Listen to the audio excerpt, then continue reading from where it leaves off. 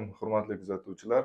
Bizda navbatdagi bemorimiz Hayitova Xolbeka xolamiz. Bu kishi oxirgi 10 yildan beri qandli diabet 2-tip bilan og'rib keladi. Ya'ni qonda glyukoza miqdorining ortishi bilan birgalikda oyoqlarda uvishish, og'riq, bu og'riqning bevosita kechasi uyqusizliklarga olib kelib, uxlagan vaqtda uyg'onib ketish holatlari kuzatilib, bizga murojaat qilib kelgan. Ona, hozirgi vaziyatingiz qanday? Oyoqdagi vaziyatlaringiz qanday? Hozir qilganimda holsiz bo'lib keluvdim. Hozir yaxshiman. Oyoqlarim og'riqlari ham ertak yurib qilsam entigib uni qilib qolay, haliqsirab qolaydi. Ya ular ham yo'q bo'ldi. Og'rimay sag'irim ko'tarilib ketdimi yo bo'ldimi? Bir holsiz bo'lib keldimda kelishda. Kelganingizda o'sha 15lar chiqqanda ona, hozir mana bugun ancha yaxshi vaziyat. Bugun davolanishning 5-kuni.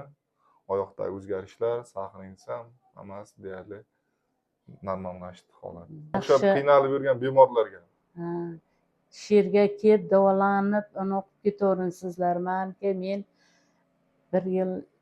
2 yildan beri Sherga kelaman, boshqa joyga bormayman.